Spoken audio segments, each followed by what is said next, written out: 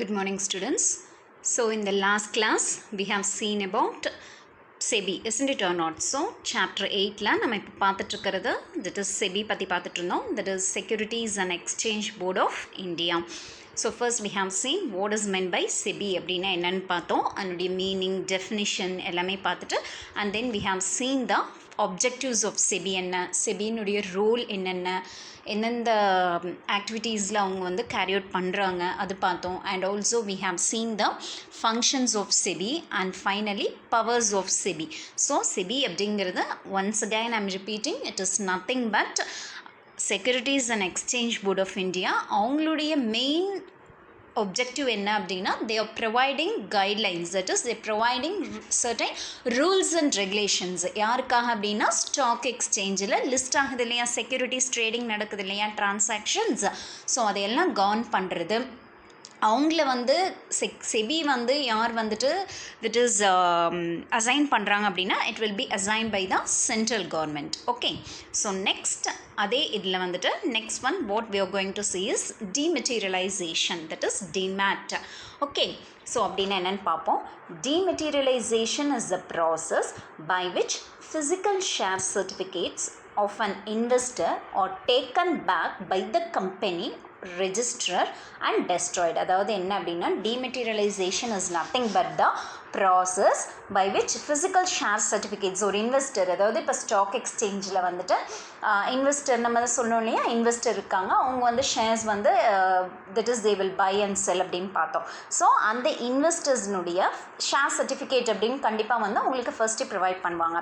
அதை வந்து are taken back by the யார் எடுத்துக்குவாங்கன்னா எந்த கம்பெனியோட ஷேர்ஸ் அவங்க வாங்குறாங்களோ, ஓகே, அந்த company they will take and destroyed. Okay, அதாவது எல்லாமே வந்து என்ன ஃபார்மேட்டில் இருக்கும்னா நான் முன்னாடியே சொல்லியிருக்கேன், டிமெட்டீரியலைசேஷன் அப்படின்னா everything will be in the form of electronic format. Okay, so then and equivalent அதை வந்து டெஸ்ட்ராய் பண்ணிவிட்டு ஃபிசிக்கல் பேப்பர் டாக்குமெண்ட்டாக இருக்கிறத வந்து டெஸ்ட்ராய் பண்ணிடுவாங்க. ஃபார் தட் அதுக்கு பதிலாக then and equivalent number of securities இந்த எலக்ட்ரானிக் ஃபார்ம் வந்து கிரெடிட் பண்ணிடுவாங்க. ஓகே, யாரோட இதில் அப்படின்னா இன்வெஸ்டர்ஸ் அக்கௌண்ட்டில் கிரெடிட் பண்ணிடுவாங்க with his depository participant. Okay, so இதில் வந்து டெபாசிட்டரி பார்ட்டிசிபெண்ட் அப்படின்னா என்ன அப்படின்னா பேப்பர்லெஸ் மேனரில் இருக்கும் எல்லாமே. டெபாசிட்டரி அப்படிங்கிறது என்டிட்டி, அதாவது பார்ட்டிசிபெண்ட் அப்படிங்கிறது ஒரு இன்வெஸ்டரை வந்து ஸ்டாக் எக்ஸ்சேஞ்சில் செக்யூரிட்டிஸ் வாங்கவும் விற்கவும் ஹெல்ப் பண்ணுவாங்க. ஒரு ஏஜென்ட் மாதிரி பார்ட்டிசிபெண்ட் அப்படிங்கிறவங்க, ஒரு இன்டர்மீடியரின்னு கூட சொல்லலாம் between the company and the investor. Okay, so இதில் என்ன அப்படின்னா எவ்வளோ ஷேர்ஸ் ஒரு இன்வெஸ்டர் வந்து ஒரு கம்பெனியில் வாங்கியிருக்காங்களோ அது எல்லாமே அவங்களுடைய அக்கௌண்ட்டில் வந்து கிரெடிட் ஆயிரும். அது எதுவுமே பேப்பர் ஃபார்மேட்டில் இருக்காது. That is called as demat account or dematerialization. Okay, இதில் பார்த்தோம் அப்படின்னா dematerialization is done at the request of the investor. Dematerialization வந்து இன்வெஸ்டர் ஒத்துக்கிட்டால் மட்டும்தான் டிமெட்டீரியலைசேஷன் பண்ணுவாங்க. இன்வெஸ்டர்ஸ் வில் ஃபர்ஸ்ட் என்ன பண்ணணும் அப்படின்னா have to open an account with a DP, depository participant, ஒரு அக்கௌண்ட் வந்து ஓப்பன் பண்ணணும். அதாவது அந்த டிமெட்டீரியலைசேஷன் ஃபார்ம் அந்த ஃபார்மேட் வந்து ஃபாலோ பண்ணுறக்கு. After that then request for dematerialization of certificates through the DP. அந்த டெபாசிட்டரி பார்ட்டிசிபெண்ட் மூலமாக இந்த மாதிரி என்னுடைய சர்டிஃபிகேட்ஸ் எல்லாம் நான் வந்து எலக்ட்ரானிக் ஃபார்மேட்டில் மாற்றணும், டிமெட்டீரியலைஸ் பண்ணணும் அப்படின்னு சொல்லி அவங்க வந்து என்ன பண்ணணும்னா ரெக்வஸ்ட் பண்ணிக்கணும். ஓகே, ஃபர்ஸ்ட்டு அக்கௌண்ட் ஓப்பன் பண்ணி அதுக்கப்புறமா ஒரு ரெக்வஸ்ட் கொடுக்கணும். ஓகே, யார் இதெல்லாம் பண்ணணும்னா investor. Next one purchases made by an investor or credited to his account and sales or debited. அதாவது ஒரு இன்வெஸ்டர் வந்து செக்யூரிட்டிஸை வந்து ஸ்டாக் எக்ஸ்சேஞ்சில் வாங்கவும் செய்வாங்க விற்கவும் செய்வாங்க. தட் இஸ் பர்ச்சேஸ் பண்ணவும் செய்வாங்க, சேல்ஸ் பண்ணவும் செய்வாங்க. அப்போ ஒன்ஸ் அந்த இன்வெஸ்டர் வந்து பர்ச்சேஸ் பண்ணாங்க அப்படின்னா அவங்களுடைய அந்த டிமெட் அக்கௌண்ட்டில் கிரெடிட் ஆகும். அதே அவங்க வந்து சேல்ஸ் பண்ணாங்க அப்படின்னா என்ன ஆகும் அப்படின்னா அந்த அக்கௌண்ட்டில் டெபிட் ஆகும். Do you understand? Next one, the securities held in dematerialized form or fungible. அதாவது அந்த டிமெட்டீரியல்ஸ் ஃபார்மில் இருக்கிற செக்யூரிட்டிஸ் எல்லாமே இட் இஸ் ஃபஞ்சிபிள் அப்படின்னா இன்டர்சேஞ்சபிள், மாற்றிக்கலாம். Do you understand? In other words, they do not have any distinguishing features, special features அப்படிங்கிறதுலாம் அந்த சர்டிஃபிகேட்டுக்கு எதுவும் கிடையாது. Dematerialized shares do not have any distinctive numbers. அந்த dematerialized shares அப்படிங்கிறதுக்கு தனிப்பட்ட எந்த ஒரு நம்பர்ஸும் எதுவும் கிடையாது. All the holdings of a particular security will be identical and interchangeable. அதாவது அந்த பர்டிகுலர் செக்யூரிட்டி ஹோல்டிங் எல்லாமே வந்து இன்டர்சேஞ்ச் பண்ணிக்கலாம், எல்லாமே ஐடென்டிக்கலாக தான் இருக்கும். Do you understand? So trading in dematerialised shares வந்து எப்போ கமென்ஸ் பண்ணாங்கன்னா நேஷ்னல் ஸ்டாக் எக்ஸ்சேஞ்சில் in December 1996. Okay, they have commenced. அப்போ தான் வந்து ஃபர்ஸ்ட் டிமெட்டீரியலைசேஷன் அப்படிங்கிற ஒரு ப்ராசஸ் கொண்டு வந்தாங்க. Where Reliance Industries was the first company to trade its 100 shares in demat form. அப்போது அந்த டிமெட்டீரியலைசேஷன் ஃபார்மேட் கொண்டு வந்த அப்புறமா ரிலையன்ஸ் கம்பெனி தான் வந்து ஃபர்ஸ்ட் கம்பெனி. அவங்க வந்து அவங்களுடைய கம்பெனியோட 100 shares வந்து they have been traded in demat ஃபார்மில், அதாவது டிமெட்டீரியலைஸ் ஃபார்மில் ட்ரேட் பண்ணாங்க. In case of the BSE, that is Bombay Stock Exchange, dematerialisation of shares வந்து எப்போ கமென்ஸ் ஆச்சு அப்படின்னா இந்த year December 1997. Okay, National Stock எக்ஸ்சேஞ்சில் பார்த்தோம்னா 1996, பாம்பே ஸ்டாக் எக்ஸ்சேஞ்சில் பார்த்தோம்னா 1997 வந்து கமென்ஸ் ஆச்சு.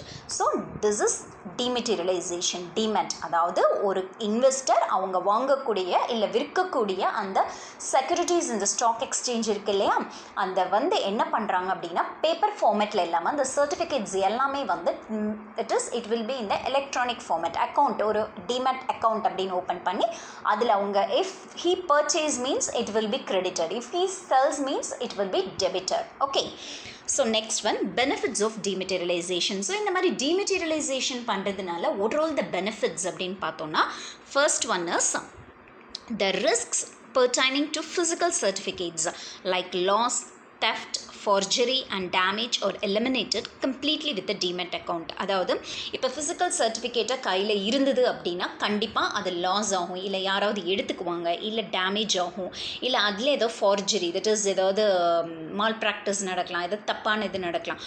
அந்த இதெல்லாம் எதுவுமே வந்து டிமேட் அக்கௌண்ட்டில் இருக்காது. Because everything will be in electronic format அப்படிங்கிறப்போ அதெல்லாம் எலிமினேட் ஆகும். First benefit. Second one, the lack of paper work enables quicker transactions and higher efficiency in trading. அதாவது இந்த பேப்பர் ஒர்க் அப்படிங்கிறது அதிகமாக இல்லை அப்படிங்கிறப்போ கண்டிப்பாக டிரான்சாக்ஷன்ஸ் வந்து குவிக்கராக நடக்கும், அதே சமயத்தில் எஃபிஷியண்ட்டாக நடக்கும். isn't it or not? Trading வந்து எஃபிஷியண்ட்டாக it will be taken out. Next one is trading has become more convenient as one can trade through computers at any location without the need of visiting a broker. So இந்த மாதிரி ஃபார்மேட்டில் போகிறப்போ அந்த transactions எல்லாமே வந்து computerised ஃபார்மேட்டில் நடக்கிறப்போ, so கம்ப்யூட்டரில் மட்டும் அவங்க வந்து அந்த எந்த லொக்கேஷனில் இருந்தும் அவங்க through computers they can trade. So அப்போ இந்த இடத்துல வந்துட்டு brokers அப்படிங்கிறவங்க நடுவில் வரமாட்டாங்க. So it is a benefit. Next one is the shares that are created through mergers and consolidation of companies. அதாவது 2-3 கம்பெனிஸ் இந்த மாதிரி ஷேர்ஸ்லாம் இருக்குல்லையா, ஆர் கிரெடிட்டட் ஆட்டோமேட்டிக்லி இந்த டிமெட் அக்கௌண்ட்டில் merging, அதாவது 1 or 2 companies they will merge together. அந்த மாதிரி இதில் வந்துட்டு எவ்ரி திங் வில் பி இந்த எங்கே போயிடும் அந்த மாதிரி இது நடக்கிறப்போ டிமெட் அக்கௌண்ட்டில் ஆட்டோமேட்டிக்காக it will B credited. Next one is, as all the transactions occur through the depository participant, a trader does not have to communicate individually with each and every company. அது நடுவில் டெபாசிட்டரி பார்ட்டிசிபெண்ட் அப்படின்னு இருக்கிறப்போ அந்த trader வந்துட்டு என்ன அப்படின்னா ஒவ்வொருத்தர்கிட்டையும் போயிட்டு ஒவ்வொரு கம்பெனிலையும் வந்து என்னது அவங்க வந்து கம்யூனிகேட் பண்ணிக்கணும் அப்படிங்கிறது கிடையாது. Okay, it is a benefit to him. Next, there is no need for stamp duty for transfer of securities. அதாவது இப்போ செக்யூரிட்டிஸ் எல்லாம் வாங்குறது விற்கிறது இதெல்லாம் பண்ணால் பேப்பர் ஒர்க் இருந்தது அப்படின்னா கண்டிப்பாக அந்த இடத்துல ஸ்டாம்ப் டியூட்டி இதெல்லாம் பே பண்ண வேண்டி வரும். ஸோ அது வந்து இங்கே அவாய்ட் பண்ணிக்கலாம். This brings down the cost of transaction significantly. So transaction cost அப்படிங்கிறது வந்து கம்மியாக இருக்கும் இந்த இடத்துல. Okay, next one, certain banks also permit holding of both equity and debt securities in a single account. இதில் வந்து ஃபர்ஸ்ட் என்ன அப்படின்னா ஈக்விட்டி செக்யூரிட்டிஸ் அப்படிங்கிறது வந்துட்டு நம்ம வந்து ஆல்ரெடி நம்ம இப்போ ஒரு கம்பெனியில் வந்துட்டு நம்ம பார்த்தோம் இல்லையா last year, it is equity shares, preference shares அப்படின்னா அந்த மாதிரி தான் ஈக்விட்டி செக்யூரிட்டிஸ் அப்படிங்கிறது. டெப்ட் செக்யூரிட்டிஸ் அப்படின்னா ஒரு ஃபினான்ஷியல் அசெட் என்ன அப்படின்னா that are entitled their owners to interest payments. அவங்க வந்து அந்த செக்யூரிட்டிஸ் வந்து ஒன்ஸ் இது பண்ணாங்க அப்படின்னா they have to pay the interest. இப்போ நம்ம லாஸ்ட் இதில் பார்த்தோம் இல்லையா, treasury bills and also we have seen commercial papers, bonds, இதெல்லாம் பார்த்தோம் இல்லையா, it will come under that is டெப்ட் செக்யூரிட்டிஸில் உள்ளே வந்துடும். ஓகே, ஈக்விட்டி செக்யூரிட்டிஸ் அப்படின்னு பார்த்தோன்னா that is CD, that is cash on the deposits இந்த இதெல்லாம் இருக்கு இல்லையா, அதெல்லாம் அதில் வரும். Okay, so next one is bank also provide dedicated and trained customer care officers to assist through all the procedures. So இந்த மாதிரி டிமேட் அக்கௌண்ட் இருக்கிறப்போ பேங்க் வந்து என்ன பண்ணுவாங்கன்னா அவங்க வந்து they will provide அந்த இன்வெஸ்டர்ஸ்க்கு வந்து அசிஸ்ட் பண்ணுறதுக்காக they will appoint some train customer care officers அவங்கெல்லாம் இருப்பாங்க. ஸோ அவங்க வந்து எல்லா ப்ரொசீஜர்ஸையும் வந்து கேரி அவுட் பண்ணிக்கிறதுக்கு ஹெல்ப் பண்ணுவாங்க. Next, demat account holder can buy or sell any amount of shares. Demat account holder வந்து எவ்வளோ ஷேர்ஸ் வேணாலும் வாங்கவும் விற்கவும் செய்யலாம். However, there is limit on the number of transactions done using physical securities. But இதே அவங்க physical securities paper ஃபார்மேட்டில் பண்ணாங்க அப்படின்னா அந்த டிரான்சாக்ஷன்ஸ்க்கு வந்து என்ன அப்படின்னா லிமிட்டட் இதுதான் இருக்குது. லிமிட்டட் டிரான்சாக்ஷன்ஸ் இது மட்டும்தான் அவங்களால என்ன பண்ண முடியும், கேரி அவுட் பண்ண முடியும். பட் இங்கே வந்து லிமிட் அப்படிங்கிறது எதுவுமே கிடையாது. எதில் டிமெட் அக்கௌண்ட் ஓப்பன் பண்ணி டிரான்சாக்ஷன்ஸ், அதாவது இந்த securities if is buying or selling, there is no limit. And one can also choose to take a loan against securities which are held in a demat account by offering it as a collateral to the lender. அதாவது என்னென்னா loan கூட வந்து என்ன பண்ணலாம் அப்படின்னா இவங்க வந்து எடுக்க செய்யலாம். சரிங்களா, அது என்ன அப்படின்னு பார்த்தீங்கன்னா அதை வந்து கொலேட்ரல் செக்யூரிட்டி, அந்த டிமெட் அக்கௌண்ட் இருக்கு இல்லையா, அதை வந்துட்டு என்னது ஒரு செக்யூரிட்டியாக வச்சு அவங்க வந்து lender as to the lender இவங்க வந்து என்ன பண்ணலாம், பாரோ பண்ணிக்கலாம், லோன் வந்து அப்ளை பண்ணலாம். அந்த டிமெட் அக்கௌண்ட்டை வந்து ஒரு செக்யூரிட்டியாக வச்சுக்கிட்டு, ஒரு கொலேட்ரல் செக்யூரிட்டியாக வச்சுக்கிட்டு அவங்க வந்து என்ன பண்ணலாம் அப்படின்னா they can borrow, that is take a loan against that. Clear? So இதில் பார்த்தோம் அப்படின்னா the thing is benefits of dematerialization என்னென்னு கொடுத்துருக்காங்க. காமன் பேங்க், ஒரு பேங்க்கில் அவங்க வந்து டிமெட் அக்கௌண்ட் ஓப்பன் பண்ணிக்கலாம். Low risk of delivery and next automatic update வந்து ஆட்டோமேட்டிக்காக அப்டேட் ஆயிரும், என்னென்ன ஷேர்ஸோட இதெல்லாம் எப்படி இருக்குது அப்படின்ட்டு. காஸ்ட் ரிடியூஸ் பண்ணும். நோ ஆட்லாட் ப்ராப்ளம், எந்த ப்ராப்ளம் கிடையாது. ஈஸி டு ஹோல்டு, அதாவது அது வந்து அந்த டிமெட் அக்கௌண்ட் அப்படிங்கிறதுனால அதை ஹோல்ட் பண்ணி வச்சுக்கிறது it will be very easy. Next will move on for what is demat account. Demat account அப்படின்னா என்னென்னு பார்க்கலாம். Demat account holds all the shares that are purchased in an electronic or dematerialized form. Demat அக்கௌண்ட்டில் எந்தெந்த shares எல்லாம் electronic ஃபார்மேட்டில் வந்து, அதாவது டிமெட்டீரியலைஸ்டு ஃபார்மேட்டில் வாங்கியிருக்காங்களோ அது எல்லாமே it will B hold. Basically a demat account is to shares what a bank account is to money. Demat account அப்படிங்கிறது என்னென்னா ரிகார்டிங் ஷேர்ஸ் வாங்குறது விற்கிறது, அது டெபிட் கிரெடிட், அதுதான் வந்து டிமெட் அக்கௌண்ட். இப்போ எப்படி நம்ம வந்து பேங்க்கில் வந்துட்டு அக்கௌண்ட் ஹோல்ட் பண்ணியிருந்தோன்னா அங்கே நம்ம என்ன பண்ணியிருப்போம், மணி வந்து வி வில் டெபாசிட். அதே மாதிரி டிமெட் அக்கௌண்ட் அப்படின்னாவே என்னது, shares. Okay, so like the bank account, a demat account holds the certificates of financial instruments. என்னென்ன இது இருக்குது அப்படின்னு பார்த்தீங்கன்னா shares, bonds, government securities, mutual funds, exchange traded funds, ETFs, இதெல்லாம் தான் வந்து என்னது டிமெட் அக்கௌண்ட்டில் ஹோல்ட் பண்ணிப்பாங்க. இந்த சர்டிஃபிகேட்ஸ் எல்லாம் தான். Okay, so this is demat அக்கௌண்ட்டா. Next one is how to open a demat account பார்க்கலாம். ஸோ இப்போ இந்த பிக்சரில் பார்த்தோம் அப்படின்னா சென்ட்ரல், அதாவது understand how does the demat account எப்படி ஒர்க் ஆகும் அப்படின்னு பார்த்தீங்கன்னா ஃபர்ஸ்ட் வந்து என்ன பண்ணணும் அப்படின்னா தட் இஸ் டெபாசிட்டரி பார்ட்டிசிபென்ட்ஸ் இருப்பாங்க, இன்வெஸ்டர்ஸ் நடுவில் டிமெட் அக்கௌண்ட் நடுவில் சென்ட்ரல் டெபாசிட்டரி இருக்கும். கீழே how to open a demat account அப்படின்னு பார்த்தீங்கன்னா ஃபர்ஸ்ட் வந்துட்டு that is ஃபில்லப்பாக account opening form வந்து ஃபில்அப் பண்ணணும். செலக்ட் டிபி, அதுக்கப்புறம் ஃபார்ம் ஃபில் பண்ணணும், டாக்குமெண்ட் சப்மிட் பண்ணணும், இன் பர்சன் வெரிஃபிகேஷன் நடக்கும், ஃபைனலாக அக்கௌண்ட் நம்பர் ஐடி எல்லாம் ப்ரொவைட் பண்ணணும். ஓகே, ஸோ அதை வந்து நம்ம என்னென்ன ப்ரொசீஜர்ஸ் அப்படிங்கிறது one by one we will see. First one is fill up an account opening form and submit along with copies of the required documents and a passport sized photograph. So first என்ன வேணும் அப்படின்னா account opening form ஒன்று பண்ணணும், fill பண்ணணும், and submit அதோட என்னென்ன copies அப்படின்னா என்னென்ன காப்பீஸ் ரிக்வயர்ட் டாக்குமெண்ட்ஸ் என்னென்ன கேட்குறாங்களோ அதெல்லாம் வித் அ பாஸ்போர்ட் சைஸ் ஃபோட்டோகிராஃப்ஸாக. You also need to have a PAN card. கண்டிப்பாக கம்பல்சரியாக என்ன வேணும் அப்படின்னா பேன் கார்டு வேணும். Also carry the original documents for verification. கண்டிப்பாக ஒரு அக்கௌண்ட் ஓப்பனிங் அப்படின்னா ஒரிஜினல் டாக்குமெண்ட்ஸ் வெரிஃபிகேஷன்ஸ்க்கு கேட்பாங்க. ஸோ நார்மலாக எப்படி ஒரு பேங்க்கில் அக்கௌண்ட் ஓப்பன் பண்ணுறோமோ அதே மாதிரி தான் first procedure. Next one, you will be provided with a copy of the rules and regulations, the terms of the agreement and the charges that you will incur. So அதை ஓப்பன் பண்ணுறதுக்கு இதெல்லாம் நம்ம submit பண்ணால் நமக்கு என்னென்ன கொடுப்பாங்க அப்படின்னா with a copy of rules and regulations என்ன, the terms of the agreement எந்த மாதிரியான இது, and also the charges that you will incur. நமக்கு என்னென்ன charges அது எல்லாமே வந்து it will be mentioned.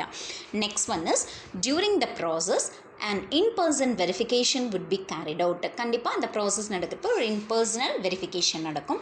And member of DP staff வந்து would contact நம்மளை காண்டாக்ட் பண்ணிவிட்டு டீட்டெயில்ஸ் செக் பண்ணுவாங்க. ஓப்பனிங் ஃபார்மில் இருக்கிறதும் நம்மக்கிட்ட இருக்கிறதும் டீட்டெயில்ஸ் எப்படி இருக்குது அப்படின்னு வெரிஃபை பண்ணுவாங்க.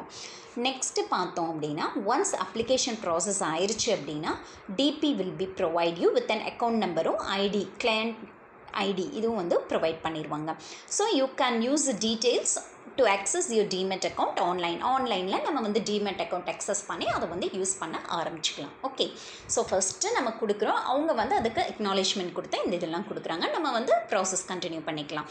As a demat account holder you would need to pay some fees like the annual maintenance எல்லாம் இருக்குது இல்லைங்களா. இப்போ ஒரு அக்கௌண்ட் மெயின்டெனன்ஸ் இதுக்கெல்லாம் ஸோ டிரான்சாக்ஷன்ஸ் நடக்குது இல்லையா, டெபிட்டிங் கிரெடிட்டிங் இதுக்கெல்லாம் வந்து ஒரு ஆனுவல் மெயின்டெனன்ஸ் ஃபீஸ் அப்படின்னு பே பண்ணணும். To and from the account monthly பேசிஸில் பே பண்ணணும். ஃபீஸ் வந்து differ from every service provided, அதாவது சர்வீஸ் எப்படி ப்ரொவைட் பண்ணால் அதுக்கு தகுந்த மாதிரி ஃபீஸ் வந்து வேரி ஆகும். So while some DPs charge flat free per டிரான்சாக்ஷனுக்கு தகுந்த மாதிரி இருக்கலாம். சிலது டிரான்சாக்ஷன் நம்ம எந்த அளவுக்கு செக்யூரிட்டிஸ் டிரான்சாக்ஷன் நடக்குதோ அதனுடைய வேல்யூ பேஸ் பண்ணியிருக்கலாம். ஓகே, ஸோ the minimum அமௌண்ட்டாகவும் இருக்கலாம். Okay, so the fee also differ based on the kind of transaction, எந்த மாதிரி பையிங் அண்ட் செல்லிங் டிரான்சாக்ஷன்ஸ் நடக்குது அப்படிங்கிறத பேஸ் பண்ணியும் வந்துட்டு என்னது தட் இஸ் அந்த ஃபீ வந்து சார்ஜ் பண்ணுவாங்க. In addition to the other fees the DP also charges a fee for converting the shares from physical to electronic. இப்போ நம்ம அந்த ஷேர்ஸை வந்து ஃபஸ்ட்டு ஃபிசிக்கல் ஃபார்மேட்டில் தான் வச்சுருப்போம், அதை நம்ம டிமேட் அக்கௌண்ட் ஓப்பன் பண்ணி எலக்ட்ரானிக் ஃபார்மேட் கொண்டு போகணும். அப்போ அந்த மாற்றுறதுக்கான உண்டான சார்ஜஸையும் வந்து நம்ம அந்த ஃபீயும் வந்து வி ஹாவ் டு பே.